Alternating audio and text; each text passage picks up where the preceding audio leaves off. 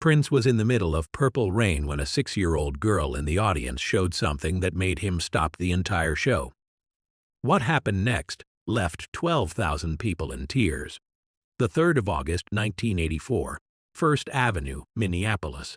The air was thick with sweat and smoke. Purple lights bathed the stage. 12,000 people packed the venue, shoulder to shoulder, singing every word. This was Prince at the height of Purple Rain. The album had dropped 2 weeks earlier. The movie was in theaters. He was untouchable. He'd been playing for 90 minutes. No breaks, no banter, just music, pure, relentless, transcendent. The band was tight. The energy was electric, until it wasn't. He was halfway through Purple Rain when he saw her. Front row, left side, a little girl with brown curls and a purple dress, standing on her mother's chair, clutching something against her chest. At first, Prince thought it was a stuffed animal. Then the stage lights swept across her face. A purple notebook. She held it high, waving it like a flag. Her mouth was moving, shouting something he couldn't hear over the music. But her eyes locked on his, desperate, pleading, full of hope and heartbreak. Prince missed a note. His band noticed. The guitarist glanced over. The drummer's rhythm stuttered. Prince never missed notes. Not during Purple Rain. Not ever. He kept playing, but his focus had shifted. The little girl was crying now, big, silent tears. The notebook shook in her hands. The crowd was singing at the top of their lungs. But Prince wasn't hearing them anymore. He was hearing something quieter, something breaking. Then the mother stood up, thin, pale, exhausted. A purple scarf tied around her head, no hair underneath. She grabbed her daughter's waist, looked up at Prince with eyes carrying a weight no parent should carry. She screamed, "She is dying." Prince's hands froze on the guitar strings. The band kept playing for 3 seconds, muscle memory, before they realized he'd stopped. The drums faded. The bass went quiet.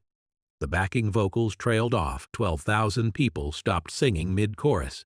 The silence that followed wasn't empty. It was heavy with confusion, anticipation, and something sacred. Prince stood completely still, staring at the little girl and her mother. His chest rose and fell, his jaw tight. His eyes, usually so controlled, were wide and raw. No one in that room knew what was happening, but everyone felt the air change, like the moment before lightning strikes. The little girl stopped crying. She just stood there, holding the purple notebook against her heart, looking up at Prince like he was the only person in the world. The mother's voice cracked. 2 weeks. The doctors gave her 2 weeks. Someone gasped. Others whispered. Most people just stood frozen. Prince's hand went to his chest. His fingers pressed against the fabric like he was trying to hold something inside. He looked down at the stage floor. His lips moved, no sound, counting, or praying. A security guard near the barrier started moving toward the mother. Prince's head snapped up. "Don't," he said into the microphone. One word. It stopped everything. Prince looked at the little girl again. Really looked. Not as a performer, as a human. "What is your name?" he asked. His voice was soft, gentle. The mother leaned down, whispered. The girl nodded, wiped her eyes. "Sarah?"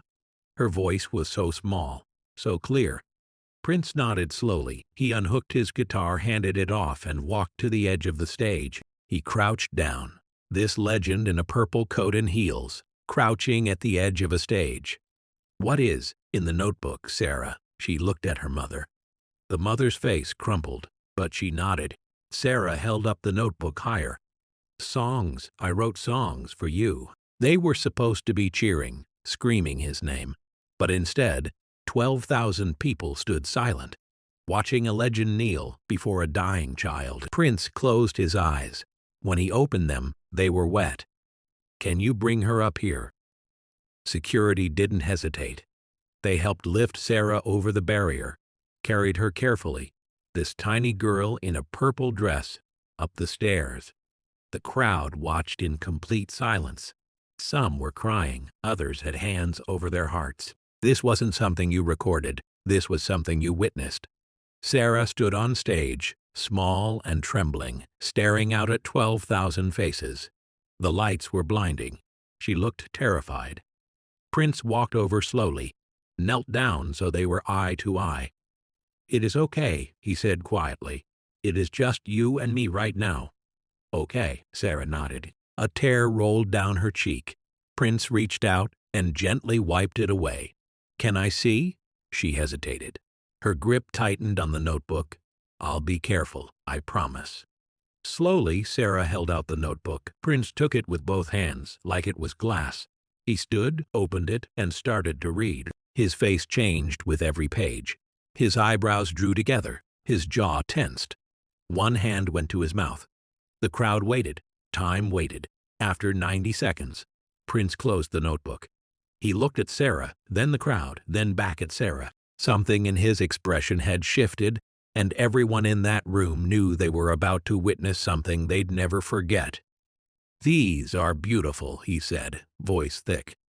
"You wrote these?" Sarah nodded. "All of them?" Another nod. "How long have you been writing songs?" Sarah. "Since I got sick." Her voice was steady. "Mommy said music makes the pain go away, so I write songs. Every day." Prince's face crumpled for a second. Then he pulled it back, but not completely. The cracks were showing. He looked at Sarah's mother. "Is it okay if I sing one of her songs?" The mother couldn't speak. She just nodded, sobbing. Prince looked back at Sarah. "Which one?" Sarah pointed to a page. "That one. It is called Purple Dreams." Prince read it silently. When he finished, he walked to the piano and sat down. The band looked at each other, unsure. This wasn't rehearsed. Prince adjusted the microphone. "Come here, sweetheart." Sarah walked over. He patted the bench. She climbed up, notebook clutched tight. Prince's fingers hovered over the keys. He took a breath. Then he started to play. The melody was simple, delicate. Just soft piano notes filling the room like a lullaby. Then Prince started to sing. Not his song. Sarah's song, her words, her melody. But his voice giving life to a 6-year-old's dreams. "In my purple dreams, I am not scared anymore in my purple dreams. I can dance and soar. The doctors say I am leaving, but I don't want to go in my purple dreams. Nobody has to know." His voice cracked on leaving. He didn't hide it. He kept singing. Sarah sat beside him, tears rolling down her cheeks. Prince glanced at her between lines, his own eyes glistening. "Mommy holds my hand when the pain gets too loud.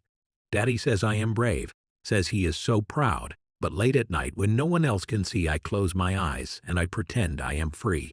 The crowd was silent, completely silent, not uncomfortable, reverent, sacred. This wasn't about music anymore. It was about a child's soul being honored in front of the world. Prince finished the song. The final note hung in the air. He lifted his hands from the keys and sat there, breathing. Then he turned to Sarah. "That was beautiful. You are beautiful." Sarah threw her arms around his neck. Prince wrapped his arms around her and held on tight, his face buried in her shoulder, her small hands clutching his coat. 12,000 people watched a legend break.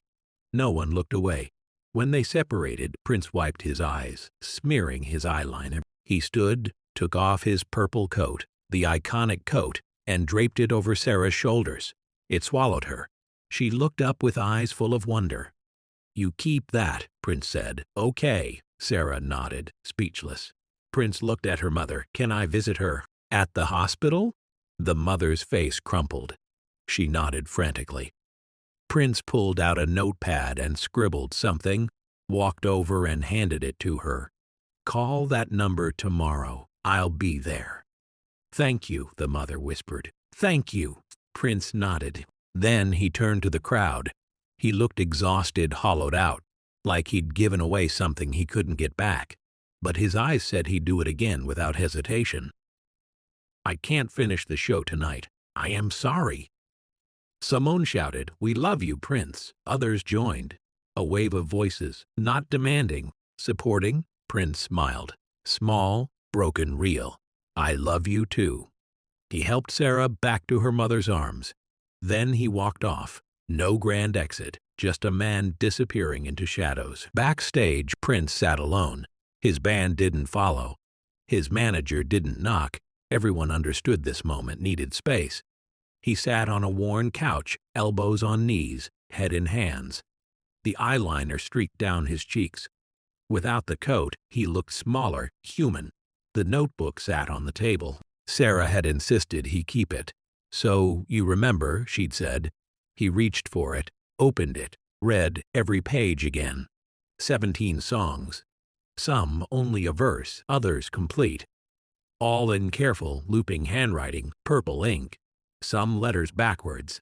Some words misspelled, but perfect. Prince's hand trembled. By the last song, tears were falling onto the paper. He closed the notebook and held it against his chest. That night, something in him shifted. The performance ended, but the purpose had just begun. The next morning, Prince called the number himself. "This is Prince," he said. "When can I visit Sarah?" The story spread like wildfire. By morning, local radio stations were talking. By afternoon, newspapers were calling. By evening, national news. They called it a touching moment. A generous gesture. Those words didn't come close. The 12,000 people who were there knew better. They called it an awakening. The night Prince became more than a performer. The moment music remembered why it existed. But what nobody knew yet was what happened after Prince walked off that stage. He didn't go home. He sat in that dressing room for 2 hours, reading Sarah's notebook, phone in hand, waiting for morning. When Sarah's mother answered at 8:47 a.m., her voice was thick with exhaustion and disbelief. "This is Prince," he said. "When can I visit Sarah?" Silence. Then crying, the kind that happens when hope shows up uninvited. "Today," she whispered. "Could you come today?" "What hospital?" "Children's Medical Center, 4th floor, room 412. "I'll be there at noon." He was there at 11:30. Prince walked into Children's Medical Center wearing sunglasses, a purple scarf, and a long black coat. He thought he was being discreet. He wasn't. A nurse recognized him in the elevator. Her mouth dropped. He put a finger to his lips. She nodded, hand over her heart. 4th floor. Sarah's mother was waiting in the hallway, eyes red and swollen. When she saw him, her whole face transformed. "You came. I said I would." Room 412. The door was covered in drawings. Rainbows, stars, butterflies. In the center, Sarah's room. Prince stopped. His hand hovered near the handle. For the first time, he looked uncertain. How is she today?" Sarah's mother's smile wavered. "She had a hard night, but she has been talking about you all morning." Prince nodded, took off his sunglasses, folded them, slipped them into his pocket. He opened the door. Sarah was sitting up in bed wearing the purple coat, enormous on her, sleeves rolled 5 times. She tried to style her hair like Prince's. When she saw him, her face lit up. "You came," she winced, hand going to her side. Prince crossed the room in 3 steps. "Hey, take it easy." He sat beside her bed. Up close, he could see how pale she was, how thin, the ivoire, the monitors beeping. But her eyes were bright and alive. "I brought you something." He pulled out a small purple box. Sarah opened it carefully. Inside was a silver necklace with a tiny purple guitar pendant. "So you remember," Prince said softly. Sarah put it on immediately. It hung to her stomach too long, but she didn't care. She touched it like magic. "Will you sing with me?" "Of course." They spent an hour singing, not his songs. Hers, every song from the notebook. Prince learned them, harmonized with her thin voice, turned them into something whole. Nurses kept walking past. Word spread. By the time Prince left at 2 p.m., 30 staff members were in the hallway, pretending to be busy, sneaking glances. No one knew it yet, but this wasn't a one-time visit. It was the beginning of something that would break every rule death had written. Before he left, Sarah grabbed his hand. "Will you come back?" Prince didn't hesitate. "Tomorrow." "Promise." "Promise." He came back the next day and the day after and the day after. For 2 weeks, the 2 weeks doctors gave Sarah, Prince showed up every single day. Sometimes morning, sometimes an hour, sometimes 5. He never called ahead. He never made it a spectacle. He just came. They sang. They wrote together. They talked. He brought flowers, stuffed animals, a purple keyboard. He read when she was too tired. He held her hand when the pain got bad. He never treated her like she was dying. He treated her like she was living. And something impossible started to happen. Sarah didn't die in 2 weeks. She didn't die in 2 months. She didn't die at all. The doctors couldn't explain it. Her scans still showed cancer. Her blood work was still dire. But she kept living, fighting, breathing, laughing.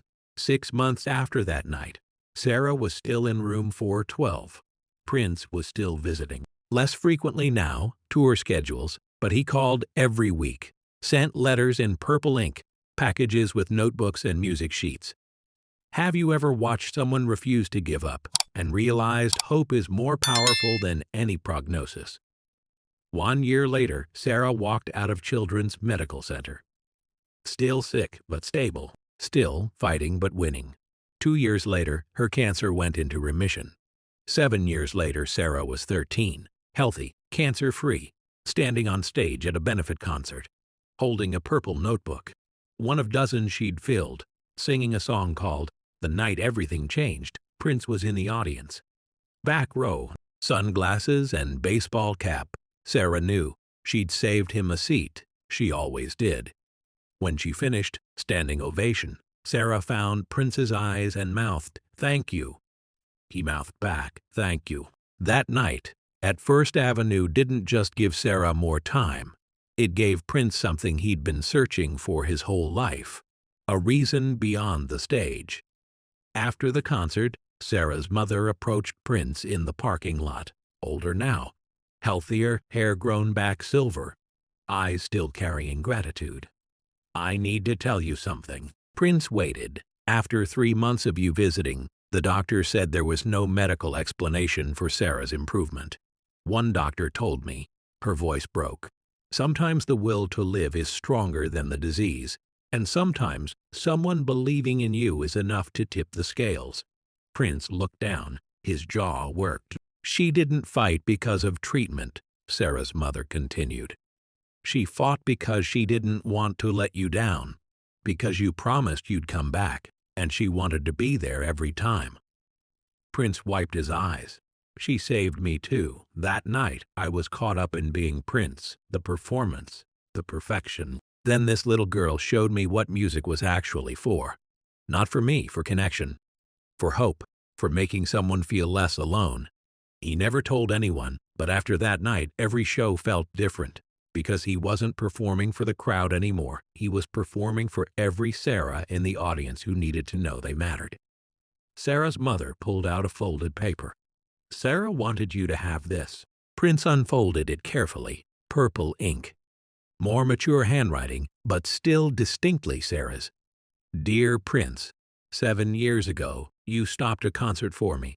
You sang my song. You gave me your coat. You promised you'd come back, and you did. Every time the doctors say I am a miracle, Mom says I am a fighter. But I know the truth. I am alive because you made me believe I was worth saving. I am starting a foundation. We're bringing music therapy to kids with cancer, because you showed me that music doesn't just make pain go away. It reminds you that you are still alive, still human, still here. I am calling it the Maya Thompson Foundation. But really it should be the Purple Rain Foundation, because that is where it started. Thank you for seeing me. Thank you for hearing me. Thank you for saving my life. Love always, Sarah Maya Thompson." Prince folded the letter and slipped it into his coat pocket right next to his heart. "She's going to change the world," he said quietly. "She already has," Sarah's mother replied. "You both have. Today, the Maya Thompson Foundation has provided music therapy to over 15,000 children fighting cancer. Sarah, now a mother, now healthy, now unstoppable, runs it full-time. She still has the purple coat. It hangs in her office behind glass, the coat that saved my life. She still has the original notebook, every song preserved in a climate-controlled case at Foundation headquarters. And she still wears the necklace. Every single day, when Prince passed in 2016, Sarah was one of the first at Paisley Park. She stood with thousands, holding a purple notebook filled with new songs. Songs she'd never gotten to show him. Songs she'd been saving. She opened it and read them out loud, one by one. Voice cracking. Tears falling on purple ink, just like his had 32 years earlier. Others joined her. Strangers touched by Prince's music. People who'd heard the story together. They sang Sarah's songs. They sang Prince's songs, until their voices were hoarse and the sun came up. Because that is what Prince taught them. Music isn't about the stage, it is about the soul. It is about showing up. It is about showing up. It is about stopping the world when someone needs you to. A true legend doesn't fade, they echo. Share this story, because music ends, but its echo never dies. On the 3rd of August, 2024, 40 years after Prince stopped, Purple Rain. The Maya Thompson Foundation held a benefit at First Avenue. Sarah stood on the same stage, wearing the same purple coat that now fit perfectly. She sang Purple Dreams, the song Prince sang when she was 6. The song that started everything. When she finished, 12,000 people stood in complete silence. Not because they didn't have words, because some moments are too sacred for sound.